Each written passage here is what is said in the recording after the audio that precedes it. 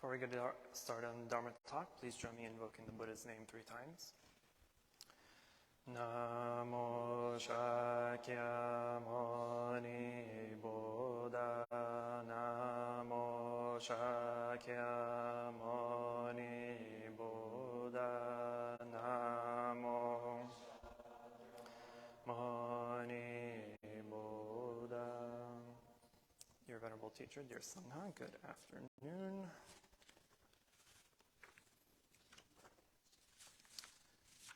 Our Venerable Abbot is feeling a little under the weather today, so I am taking over his Dharma session, which means we are continuing on our journey with the Dhammapada. And today we are going to be on chapter 2, verse 28.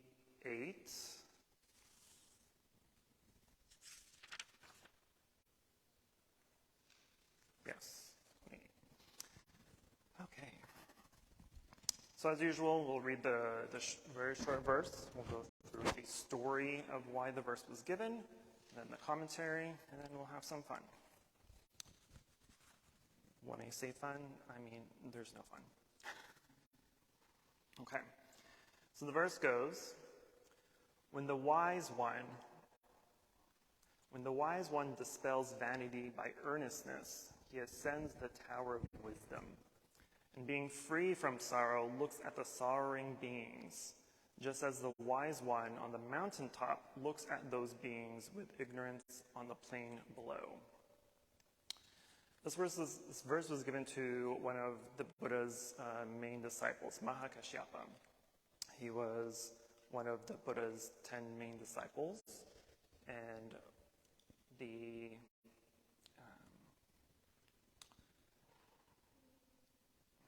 main disciple, okay.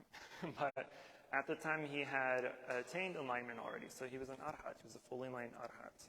And so there was this one day where Mahakashyapa, soon after his enlightenment, he was standing on a mountaintop looking down into the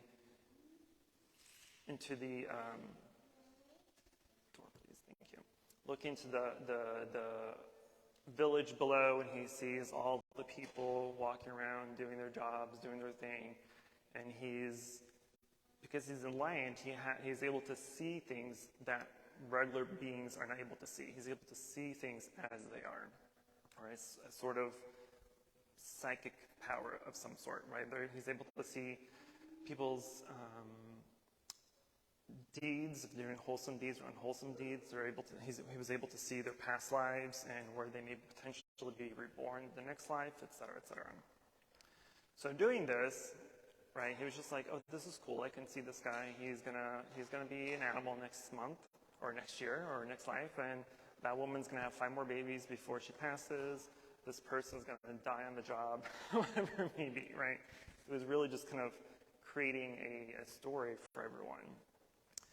Sensing this and knowing this, the Buddha came up to him and kind of admonished him and said, what are you doing? You're wasting your time seeing people's lives and past lives and future lives, because it has no effect. It does not help you or anyone else knowing what past lives or what future lives is going to be. Because again, Buddhism is what? Main objective of Buddhism is to be mindful and aware of the present moment, of what's going on right here, right now, right? To see things as they are right here and right now. And so worrying about how past lives are or being anxious about future lives does no good for you, right? The past is done, so whatever life you had in the past life, who cares? It's done. There's nothing for you to learn from it. And in the future, we're not psychics yet. You can't see the future, so there's no reason to be anxious or worried about your next life. The only thing you can control, the only thing that you do know, is your current present life. And you can gauge, generally speaking, how your past lives were according to how your present life is now. So fortunately, whether you think it's fortunate or not to live in the U.S., you're in the U.S., land of the free, right? You're able to work, get shelter, have food, live a normal, unstressful life, right? You know, compared to third world countries or other people who don't have the same abilities or circumstances or choices or avenues or resources, we're pretty fortunate, right? And so you can gauge in a past life you must have been good enough to have a life here. You're able to travel, you're able to get educated, you're able to get a job, you're able to support yourself and your family, et cetera, et cetera. And so knowing that, oh, I must have done good in previous lives to have a good life now, right? It could still be chaotic. You're still going to suffer. There's no end of suffering until you end it. But relatively speaking, it's a good life, right? And so if we want to continue doing that and continue to have good lives in the future, then all you need to do is live a life according to the Dharma, according to the Eightfold Path. So learning or practicing the discipline, wisdom, and concentration, right? Those are the three pillars of the Eightfold Path. And so when the Buddha came to Kashyapa, Mahakashyapa, and kind of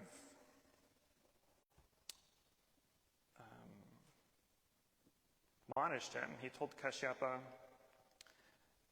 "My son Kashyapa, the knowledge of the cycle of births and deaths of living beings is incomprehensible. It is beyond your wisdom to understand.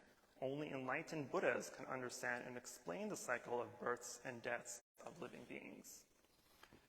What Mahakashyapa was trying to do, as he was seeing people's lives, he was trying to, in a way, gauge what these people did in past lives in order to have life they are now.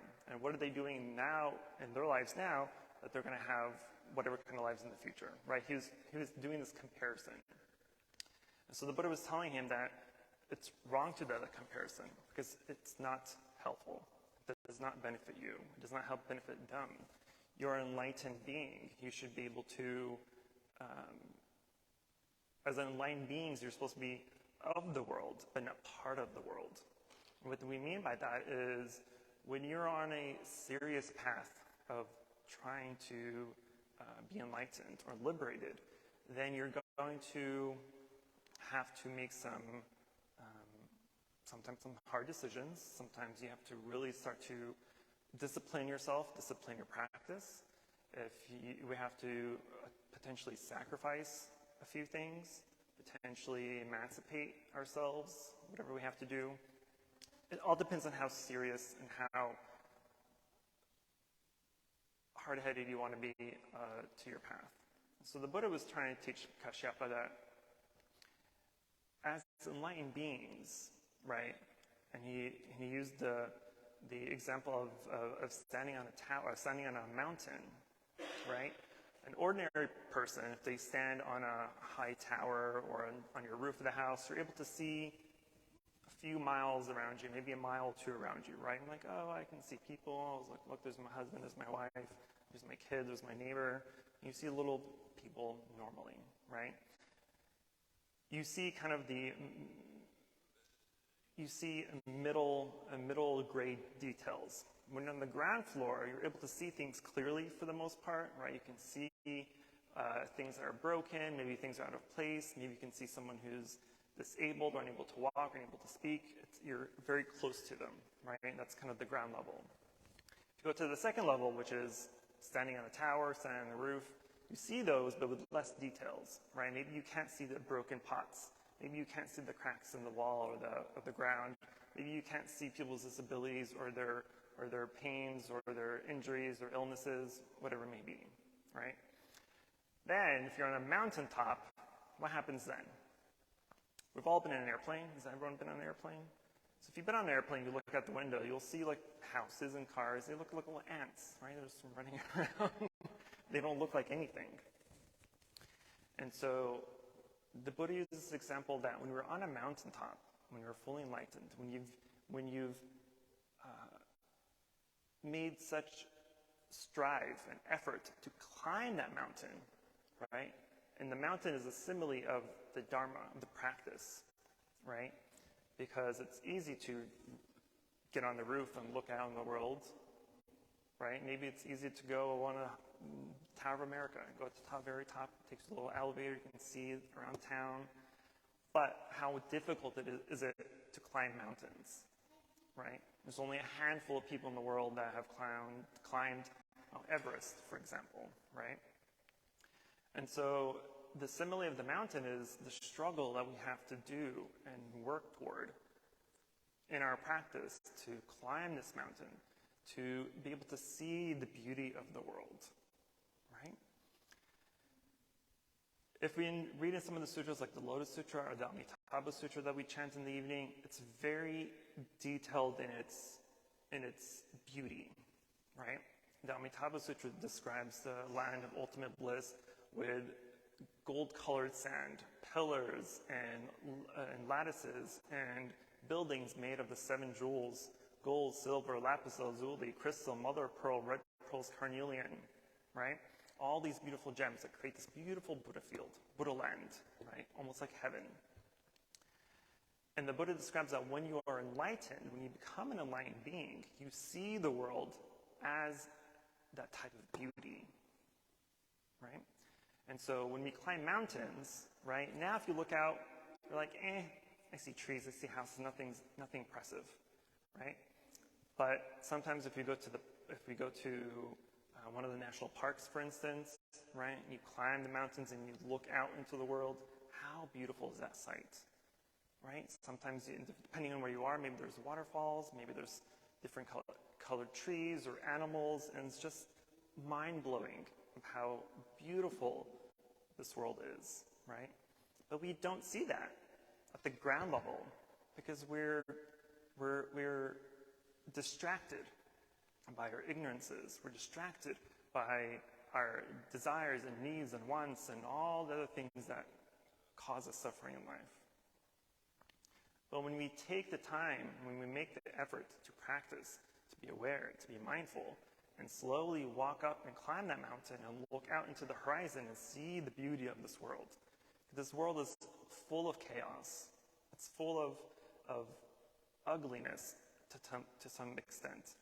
But an enlightened being is able to see the beauty through that chaos, through the ugliness. An enlightened being has no concept of right and wrong, beautiful and ugly, tall and short, thin and fat, white and black. An enlightened being does not have these concepts. An enlightened being is free of concepts, free of perceptions, free of ideas, free of comparisons. None of us are enlightened because what we do mostly is compare. We're comparing ourselves to other people. We're comparing our jobs to other people's jobs. We're comparing our houses, our cars, our value, our whatever it is, right? There's always a comparison. And when we have a comparison, then we create this, we're just feeding this egotistical mind that we have. We're feeding the self that we have. Now, I'm better than them, or maybe they're better than me. They're richer than I am, or I'm richer than them, right? We have this self-righteousness attitude sometimes. And so if we're able to go beyond that and climb that mountain and escape the world, but be part of the world, right? And that's what enlightened being is Mahakashyapa because he's enlightened and he doesn't engage in the world. He's able to go to the villages and get his alms, get his food, get his offerings without engaging in the drama of this village, without engaging of, oh, did you hear what she did? Did you hear that he cheated or she cheated? She's double married, she's triple married. There's none of that. None of that gossip, none of that drama, none of that chaos that's in the village. He simply just goes about it. And the Buddha gives the example that like a bee that takes the pollen and leaves the flower unharmed. So too that we need to engage in the world, and practice what we need within the world without harming or destroying that same world. Because what we typically do as habitual and egotistical beings is we're always trying to get ahead. We're always trying to get what we want, right? Whether we are trying to backstab or throw someone on the bus at work to get that promotion, whether we're cheating or lying to get more money or a better job or a bigger house, whatever it may be, right? We're doing some sort of harm, whether to ourselves or to others. And so you're not able to, so you're harming the world. You're not leaving it untouched. You're not a bee. You're a lawnmower. And he just tore down that tree, killed it. So don't be a lawnmower, be a bee.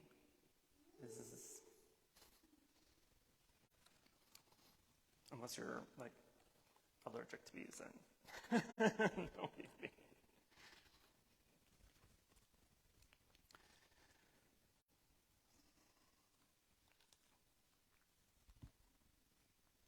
And so one of the things that we can apply, or how do we apply this verse into our life, is to, this whole chapter is about earnestness. It's about mindfulness.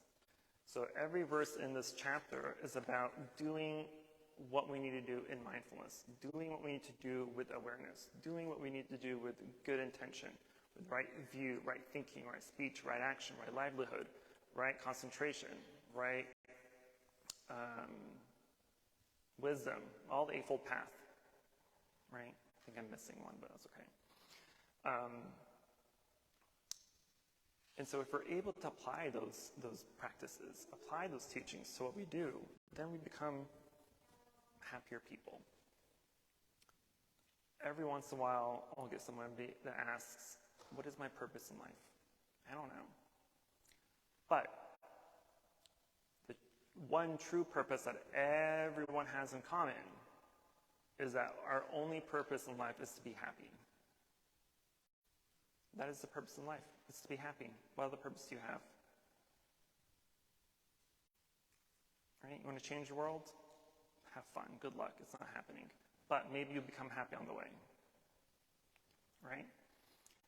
Happiness is one of those things that can be contagious. Right? You want to live a life of happiness, have others see that happiness so they can hopefully follow suit. The way we be happy, according to the Buddha, is through mastering the Four Noble Truths, to master and practice the Eightfold Path. The Eightfold Path is what is guiding us toward that happiness.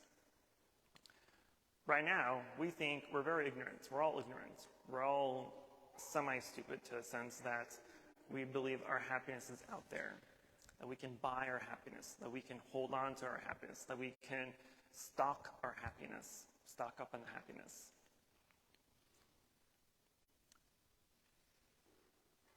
If you've ever bought something more than once, that thing does not cause you happiness, minus like detergent and soap and stuff like that. But other things that brought you happiness, if you had to buy it more than once, or if you had to upgrade or change or exchange, then that thing didn't really actually bring you happiness.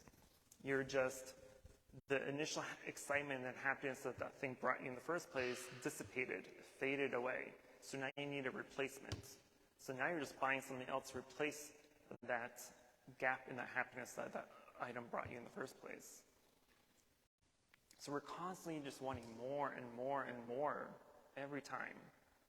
And that consistency of wanting more and more and more is what is causing us to suffer. Suffering doesn't necessarily have to mean physical suffering. If I throw this at Vinny, yeah, he'll get hurt. Maybe he'll lash out for a second, but then after a few minutes, he'll forget all about the pain, right? So suffering in Buddhism doesn't necessarily mean physical suffering.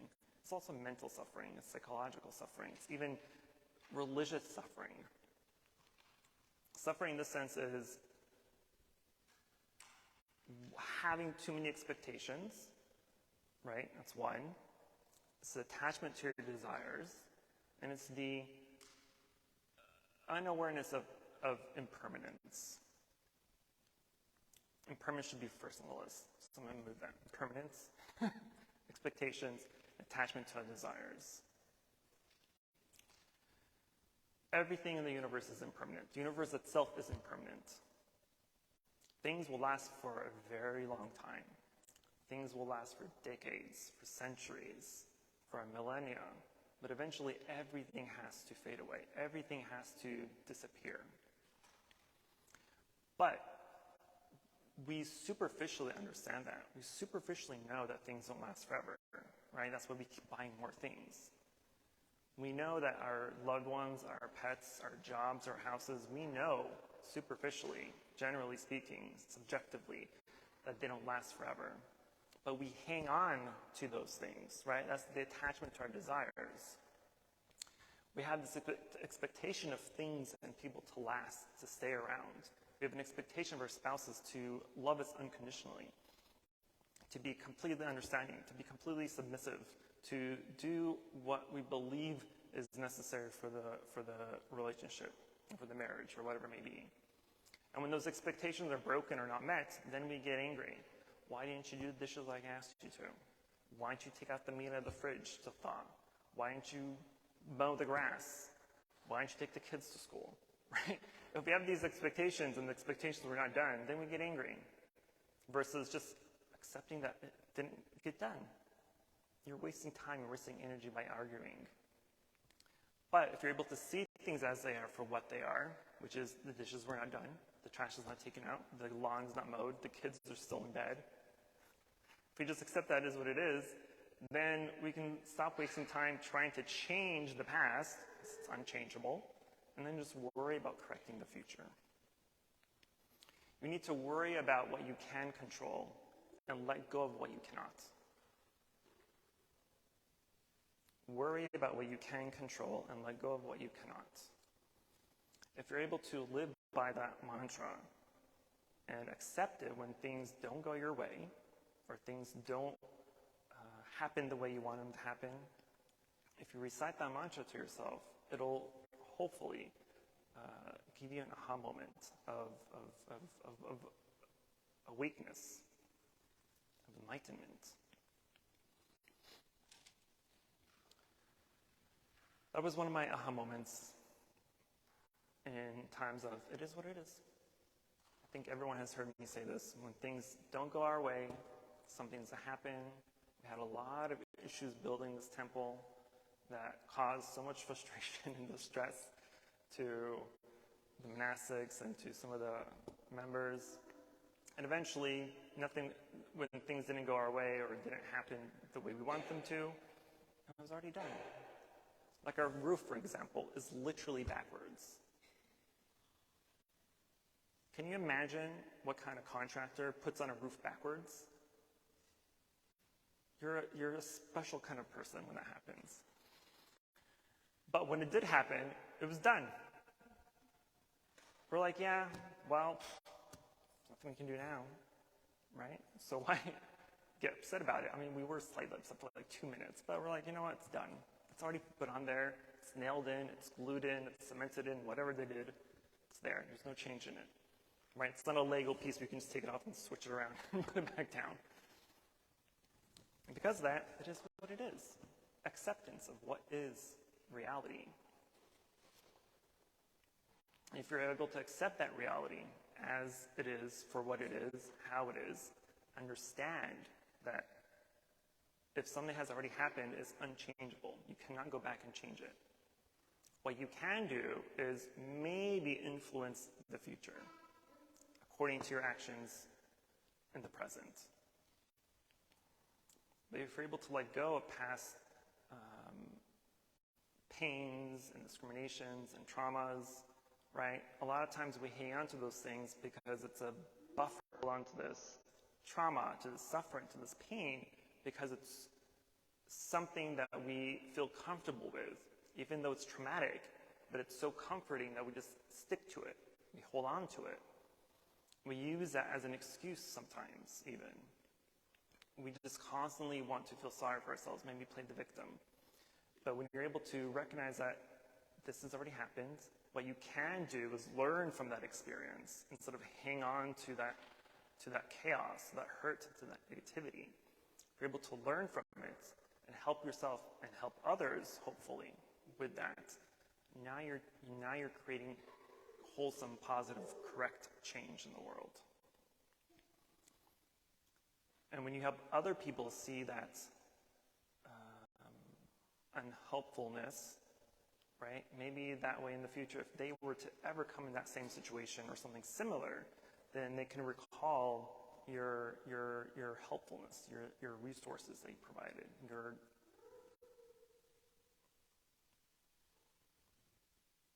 what's the word I'm looking for? Your advice, and then they can help others. And those people can help other people, right? You create a domino effect.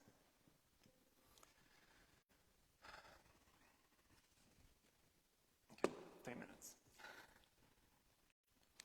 But the point is, I think I've said that like 5 times, but the point is, one of the main points is to be diligent with the practice. Be diligent with the path of walking up this mountain. Because we're all walking up mountains. Sometimes we feel like we're walking up volcanoes, right? We're walking up steep hills that are just about to fall apart and kill us or something, I don't know. But the point is to not give up. No, keep in mind that once you reach that top, you're able to see that beautiful scenery. You go to the parks, national parks. Colorado, for instance, is one of my favorite places in the world. I go to the mountains, sit in the mountains, just to enjoy the scenery. I don't have to do anything besides just enjoying what life has already given. If you're able to transfer that vision, that ability to see the beauty in Colorado mountaintops to everything else in life, then it's easier for us to not judge right away. It's easier to not discriminate. It's easier not to compare. It's easy not to have expectations.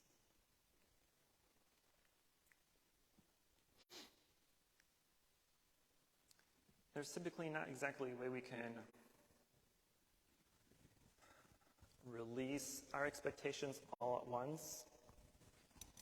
It's impossible. But what we can do is when something does happen that we have an expectation of, and it doesn't go our way or the way that we want it to, the most important thing we can do is to at least be aware of what has happened. Acknowledge that this is what it is. This is how it happened. There's no changing it. But because I can't change what has already happened, what can I do? What can I change now in order to avoid this from happening again in the future? That's the best thing we can do. And as you go through life, because again, we're trying to reprogram our mind in a sense, right? That's why we meditate, is to learn how our mind works, why it works the way it works, in order to get to the core reasons of our suffering and then eradicate or eliminate those sufferings or those causes of the sufferings. And so when we practice that off the cushion outside of meditation to everyday life, then when we're in chaotic or distressful situations or circumstances, it's easier for us to recall, to be mindful, to be aware of what is happening right now, to be aware of the feelings that are rising. What do you feel? Why do you feel that way? Where is that feeling coming from? 99.99999 to the 10th power, it's because you have expectations. And your ego's trying to say, hey, this is not what we want. This is not how this is supposed to go. Let's do something bad. Let's go rob a bank. Don't rob a bank. But our ego is what is the main culprit of our suffering, because it's always trying to defend itself. It's always trying to make us feel and see things that are not there. I always use the example of road rage, right? If you're driving a car, someone cuts you off, what happens? Most people, admit it to yourself, most people get angry, right? They say, how dare you? They curse them out, they cut them off, they flip them off. Maybe you're trying to speed up and cut them off too, to be like, I can do this too. Or you're tailgating, whatever it may be, right? We do that because our ego is telling us, don't let them do that to you. Who do you think they are? Don't they know who you are? Don't they know that my time in my car is just as precious as theirs? Let's show them. Let's show them something, right? And so our ego kicks in and takes over. If we allow that to happen, which is not what we want to happen. If we allow that to happen, there's so much bad that can happen from that situation. Yeah, maybe you can speed up and try to cut them off too, but you may cause an accident. You may hurt yourself, you may hurt others. You may kill yourself, you may kill others. Right? You can damage so many lives. Is that worth the retaliation of someone cutting you off? No time has been wasted. Maybe a few seconds. But someone cutting off is not the end of the world. But we think it is, because our ego's like, hey, our ego's like our judge that needs to be fired or retired, like some judges.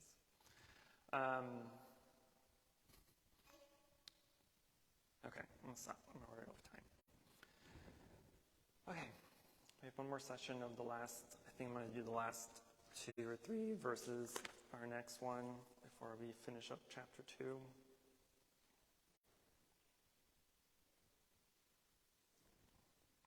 It's 4 verses, so we'll see how that goes.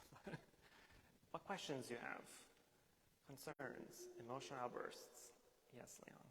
So, in the story, his disciple was evidently had psychic powers, and he was on the path to becoming enlightened. But if the Buddha was criticizing him, then he had not achieved complete perfection yet. Correct. So the story is that if you gain these special powers, you try to use them just for your own interest or your own personal, that's a misuse of that power. Is that what he was trying to say? Right. Because he was trying to, Mahakashyapa was trying to understand people's lives. He was trying to figure out why they have the lives they have now and where they're going in the future. But the Buddha told them, like, you're not fully enlightened yet in order to understand that. So you may be able to see past lives and future lives, but you will not be able to comprehend it until you're fully enlightened as a Buddha. And so the Buddha was telling him, like, don't waste your time on that. It's a waste of time. Who cares? The Buddha also generally would not talk about life after death because he knew it was just something beyond most normal. Right. Because when, again, there's like the first 4, there's 4 initial levels of enlightenment. And I think it's after the 2nd or the 3rd level where you can see past lives.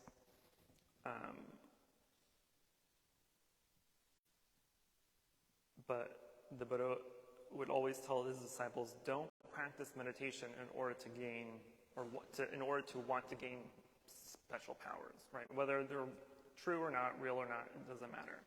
There's no help. There's no benefit, right?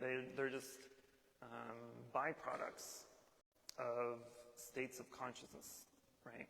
So they're just kind of free gifts, basically. They have no value to our enlightenment, to our path. Good question. I think the Buddha was saying, if you believe in the present moment, which means like what you're going to do with your karma, that's going to affect the future. So karma is the main thing. Mm-hmm. So how affect what you do right now, nothing you've done so far, past life, Right. Right. You can't control the past life. Karma is what drives our lives now and our future lives.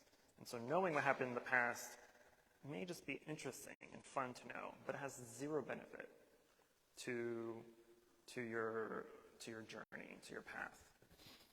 And so if you want to influence your past life, if you want to influence your future lives and your present life, just worry about the present moment. Worry about the present life that you have now. We don't know what happened in the past. We don't care what happens in the future. All we know, all we can control is what happens right now. Yes, ma'am.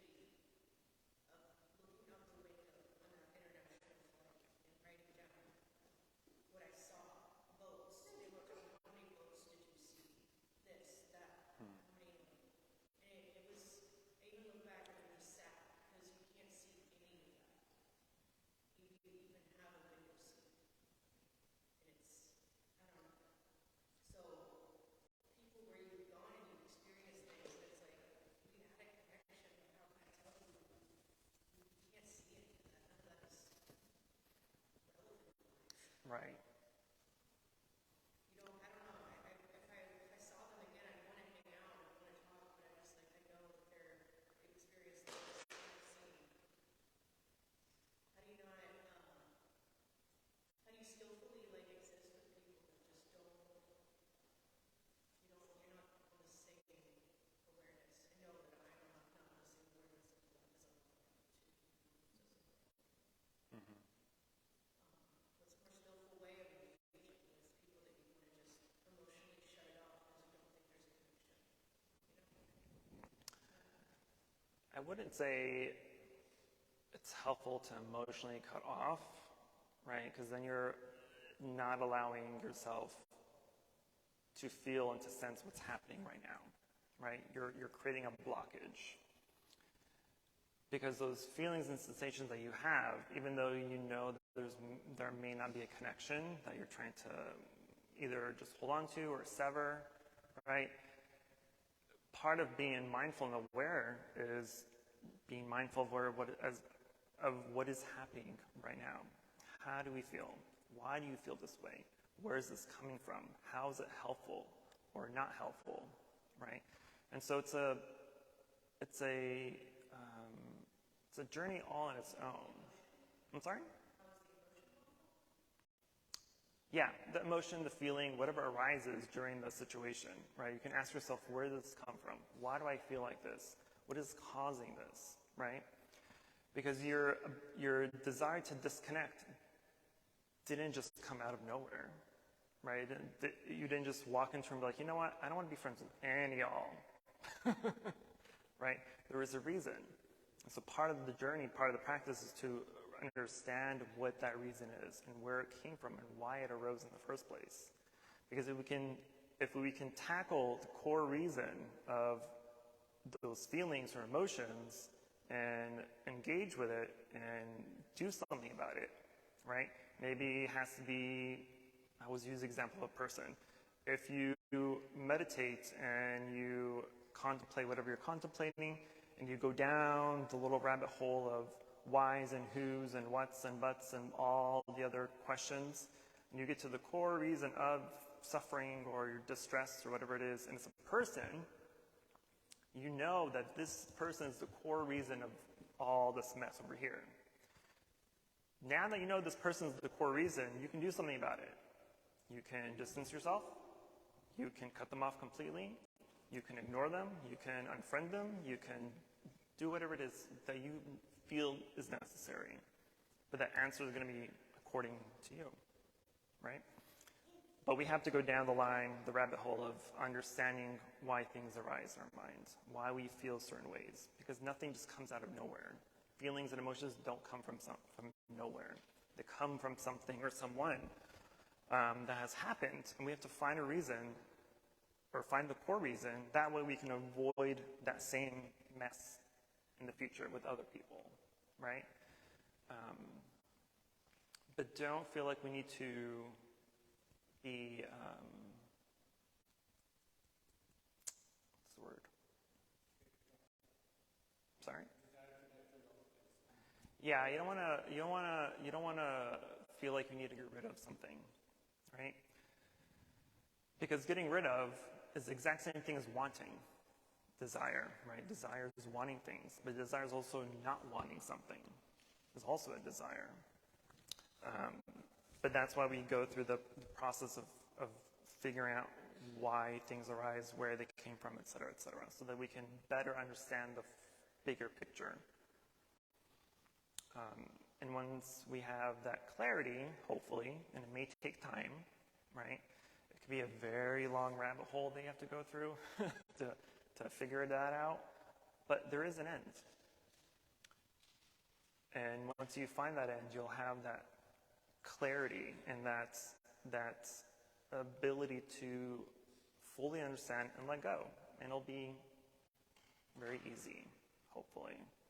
Right? It's not easy now because we have all these obstacles in the way and all these emotions and people, blah, blah, blah. We don't think there's an end.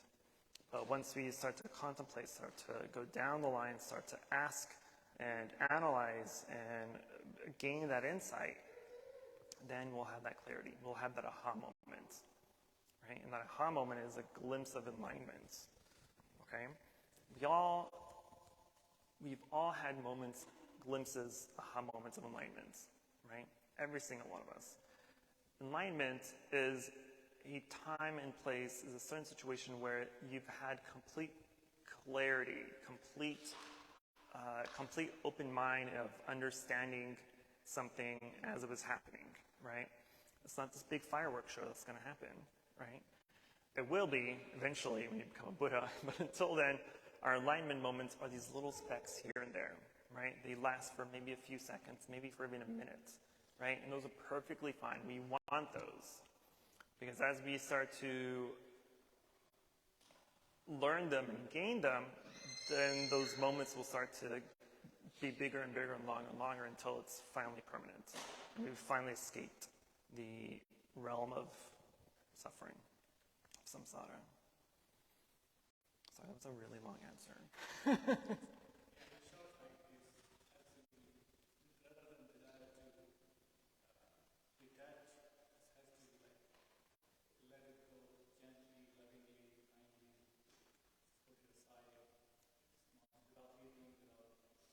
Right. Yeah, we don't want to be aggressive. We don't want to be aggressive in trying to let go of things, right? Yeah, we do it with mindfulness. We do it with kindness and compassion, because otherwise we're planting seeds of unwholesomeness. We're planting seeds of anxiety. We're planting seeds of hate and ignorance and hurry and worry and whatever it may be, right? And so if we plant those negative, unwholesome seeds, then we're going to apply that same process to everything else in life and to people who may or may not deserve it. But if you start planting the seeds of compassion, of understanding, of contemplation, of self-analysis, then you start to apply that same process to everything else in life, and it becomes easier. That's why it's called practice. You have to consistently do it. Okay, I'm going to stop talking. Any other questions? Easy questions? Short questions?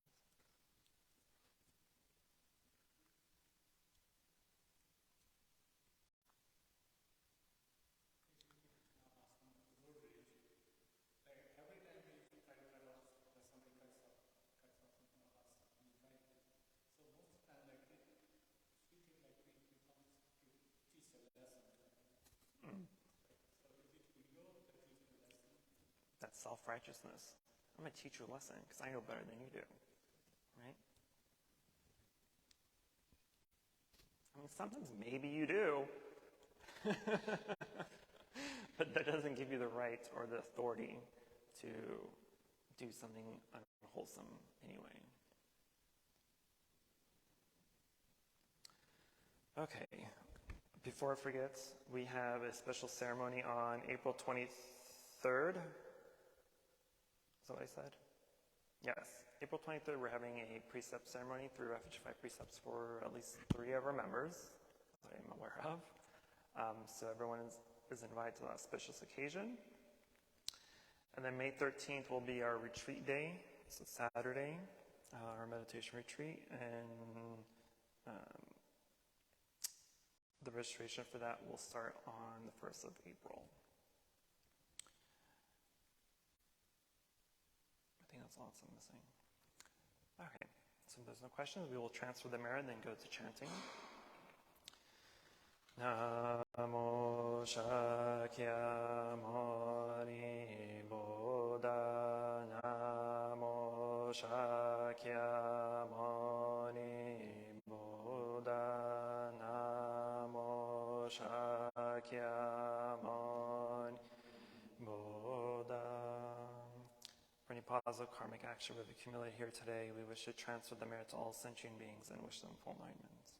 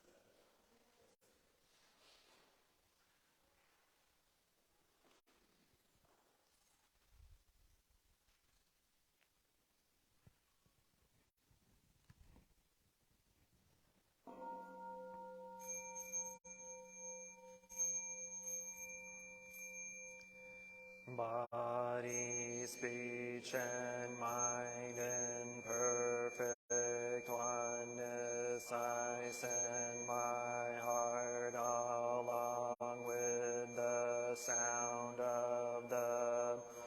May the hearers awaken from forgetfulness and transcend all anxiety and sorrow. Listen, listen, this wonderful sound brings me back to my true home. In gratitude we offer this incense to all Buddhas and Bodhisattvas throughout space, and may it be fragrant as earth herself, reflecting our careful effort, our wholehearted mindfulness, and the fruit of understanding slowly ripening. May we and all beings be companions of Buddhas and Bodhisattvas. May we awaken from forgetfulness and realize our true home.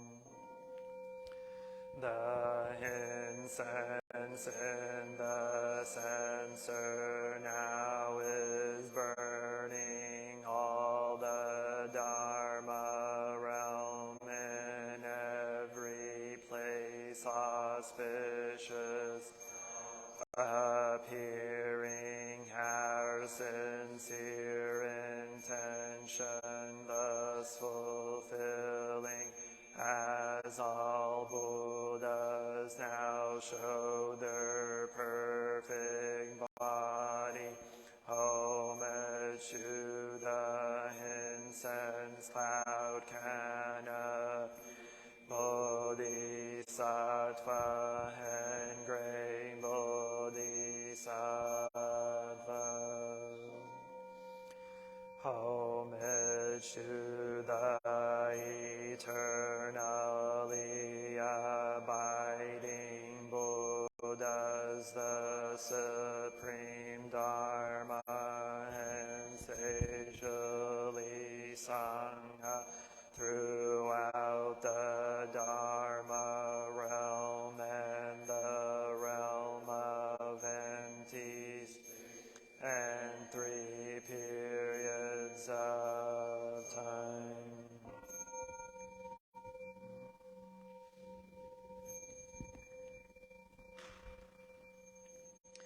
Homage to the fundamental teacher Shakyamuni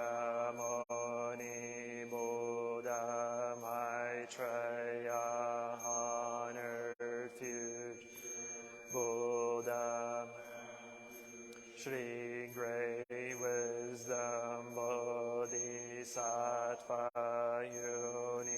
Universal Great Conduct Bodhisattva, all Dharma guarding Deva Bodhisattvas, and the glorious mountain assembly of Buddhas and Bodhisattvas.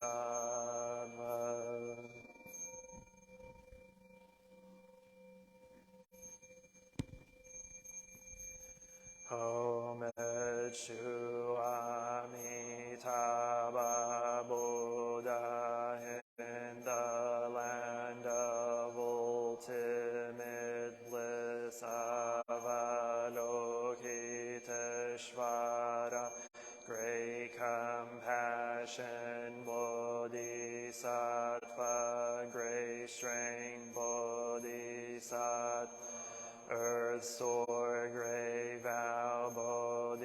Bodhisattva and the assembly of great pure sea like Bodhisattva.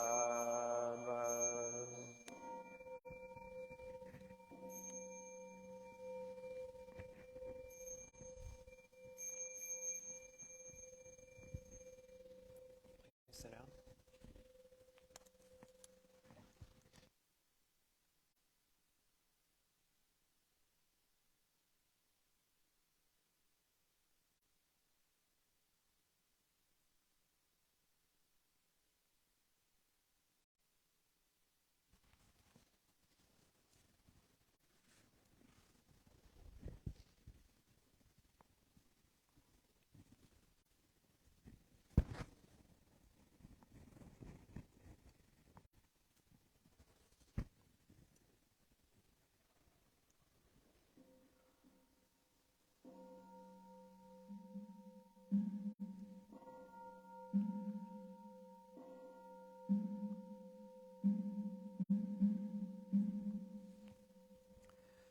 Namo great compassionate Buddhas and Bodhisattvas. Namo great compassionate Buddhas and Bodhisattvas.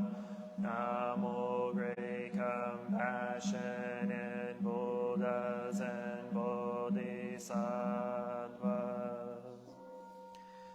Namo Ratnatrayaya, Namo Haryavalo, Bodhisattvaya, Mahasattvaya, Mahakarunikaya, Om Sarvaravaye, Sudanadasya, Namaskritva Himamarya, Valokiteshvara Ramdava, Namo Narakindi, Hrimahava Sarvarhato Shobham, Ajiyam, Sarvasattva, Namo Vastava, Namo Tadyata Homa Baloke Lokate Karate Hiri Pasarva Mala Mala Mahi Mahiridayam Koro Koro Karmam Doro Doro Mahavijate Dara Dara Dirini Shvaraya Chala Chala Mama Vimala Uktalehi Shina Shina Asham Prashari Vishva Vishvam Prashaya Olo Holo Mara Olo Holo Hri Sara Sara Siri Siri Soro Soro Bodhiya Bodhiya Bodhaya Bodhaya Maitreya Narakendi Drishanina Mayamana Swaha Siddhaya Swaha Mahasiddhaya Swaha Siddhayogi Shvaraya Swaha Narakendi Swaha Maranara Sira Simha Mokaya Swaha Sarva Mahasiddhaya Swaha Chakra Siddhaya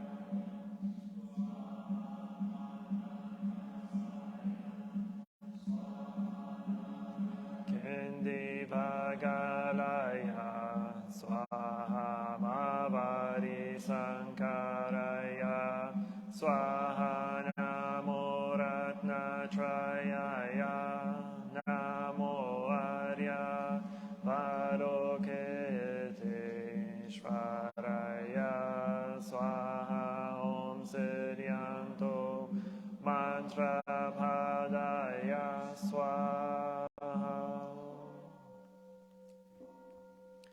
Skip to the verses for opening sutra.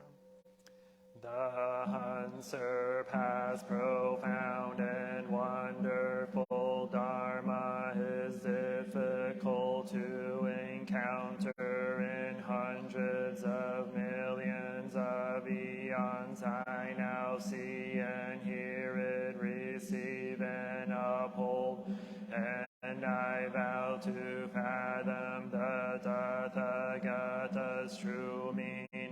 Namo Shakyamuni Buddha, Namo Shakyamuni Buddha, Namo Shakyamuni Buddha.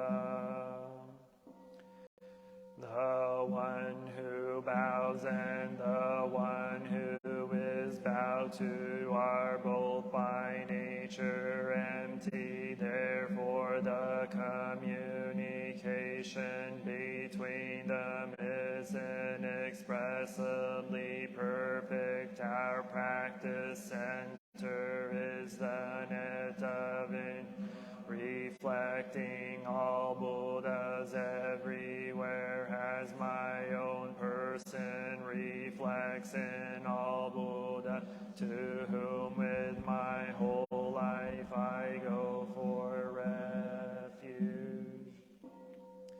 Offering light in the 10 directions, the Buddha, the Dharma, and the Sangha, to whom we bow in gratitude.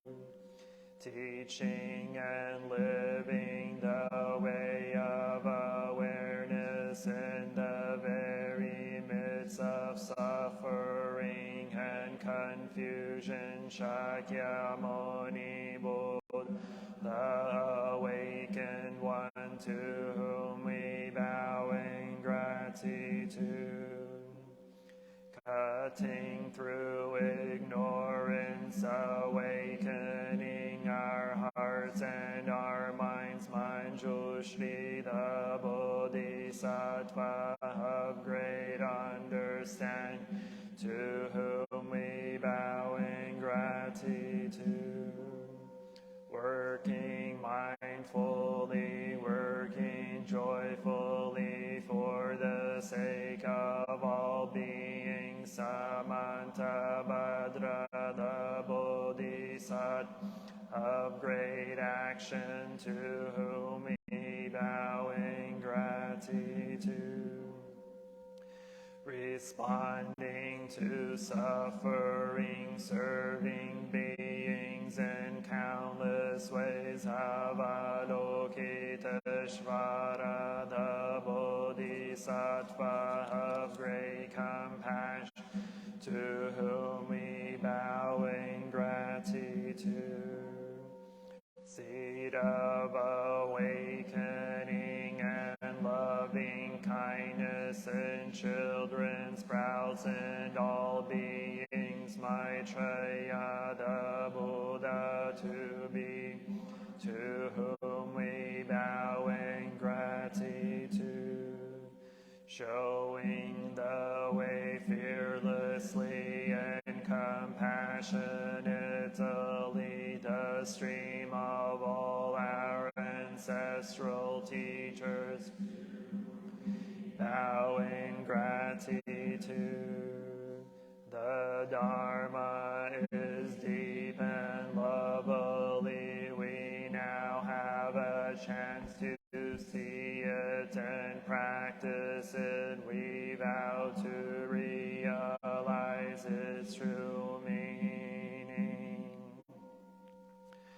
The Bodhisattva Avalokita, while moving in the deep course of Prajna Paramita, shed light on the 5 skandhas and found the meaning formation. He overcame ill-being. Listen, Shariputra, form is emptiness. Emptiness is form is not other than emptiness. Emptiness is not other than form. The same is true with feelings, perception, mental formations, and consciousness. Listen, Shariputra, all dharmas are marked with emptiness. They are neither produced nor dished, neither defiled nor immaculate, neither increasing nor decreasing. Therefore in emptiness there is neither form nor feelings nor perception, formations nor consciousness, no eye or ear or nose or tongue or body or mind, no form, no sound, no smell, no taste, no touch, no object of mind, no realms of elements, no interdependent origins, and no extinction of them, no ill-being, no cause of ill-being, no end of ill-being, and no path, no understanding, no attainment. Because there is no attainment, the Bodhisattvas ground in Prajnaparamita find no obstacles for their having no obstacles. They overcome fear, liberating themselves forever from illusion and realizing perfect nirvana. All Buddhas in the past, present, and future arrive at Anuttara Samyak Sambuddhi. Therefore one should know that perfect understanding. Mantra, the unequaled mantra, the destroyer of ill-being, the incorruptible truth, the mantra of Prajnaparamita should therefore be proclaimed. Gate, gate, para, gate, para, samgate, bodhi, swaha, gate, gate, para, gate, para, samgate, bodhi, swaha, gate, gate, para, gate, para, samgate, bodhi, swaha. We invoke your name, Avalokiteshvara. We aspire to learn your ways of listening in order to help relieve the suffering in the world. You know how to listen in order to understand. We invoke your name in order to practice listening with all our attention and open-hearted.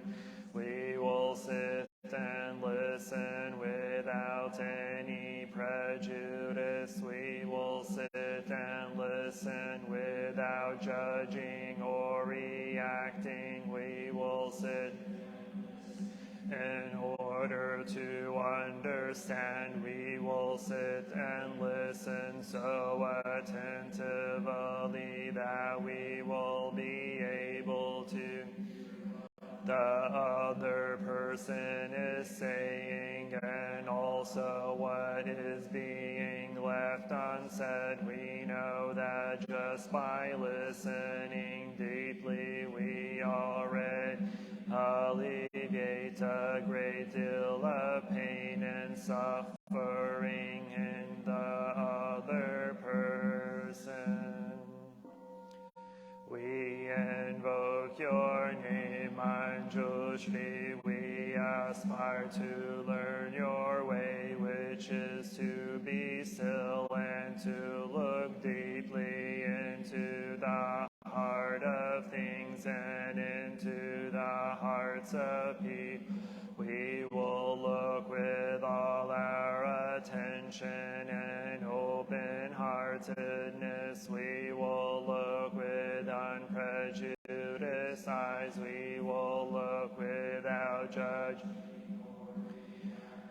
We will look deeply so that we will be able to see and understand the roots of suffering through the impermanent and selfless nature of all that is. We will practice your way of using the sword of understanding to cut through the bonds of suffering, thus freeing ourselves and other species.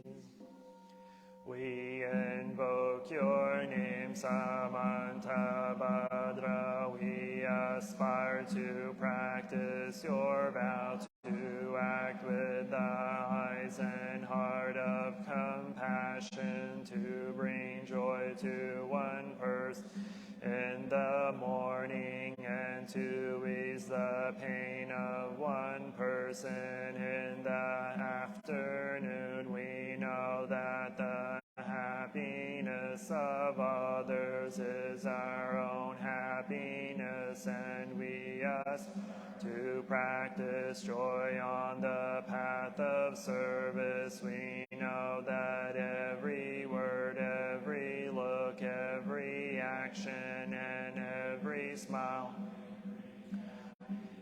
to others. We know that if we practice wholeheartedly, we ourselves may become an inexhaustible source of peace and loved ones and for all species. We invoke your name, Kshitigarbha. We aspire to learn your way of being present where there is darkness, suffering, oppression, and so we can bring light, hope, relief, and liberation to those places. We are determined not to forget about or those in desperate situations. We will do our best to establish contact with those who cannot find a way out of their suffering, those whose cries for help, justice, equality, and human rights are not being heard. We know that hell can be found in many places on. We will do our best not to contribute to creating more hells on, and to help transform the hells that already exist, in order to realize the qualities of perseverance and stability, so that like the earth we can always be supported and faithful to those in need.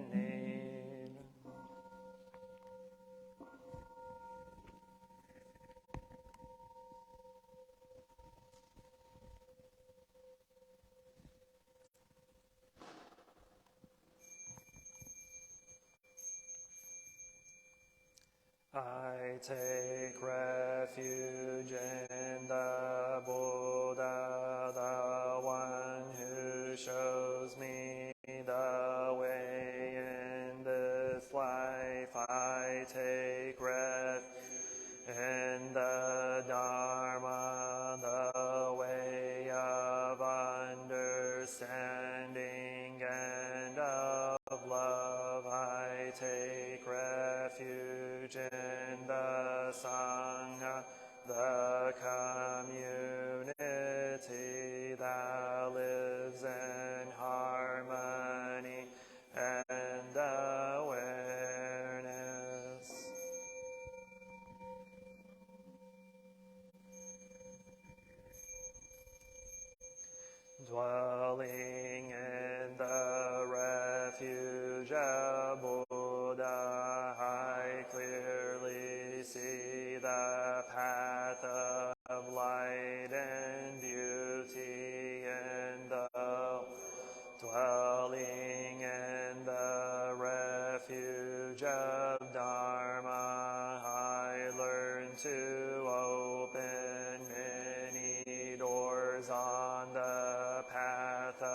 transformation, dwelling in the refuge of Sangha, shining light that supports me, keeping my practice free of obstruction.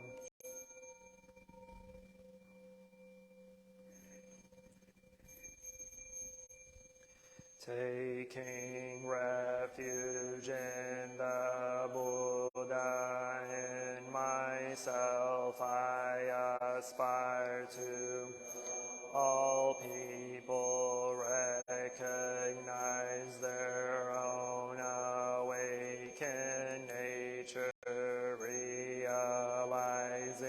the minds of taking refuge in the Dharma. In myself I aspire to help all people fully master the ways of practice and walk together on the path of liberation, taking refuge in the Sangha. In myself I aspire to help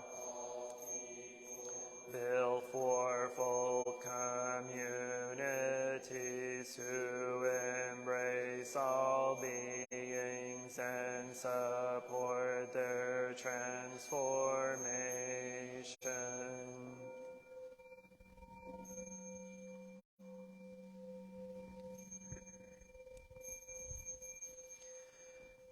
Reciting the sutras, practicing the way of awareness in the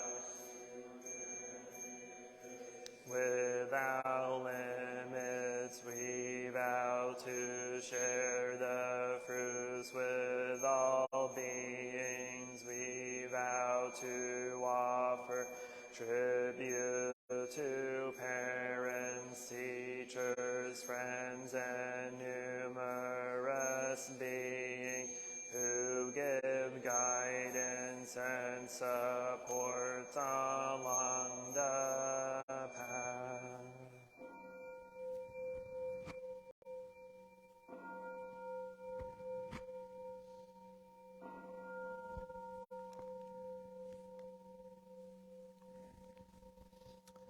Namo Buddhaya.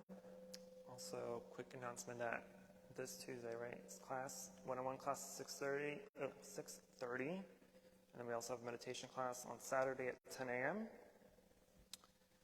I think that's all that's happening soon. Yes.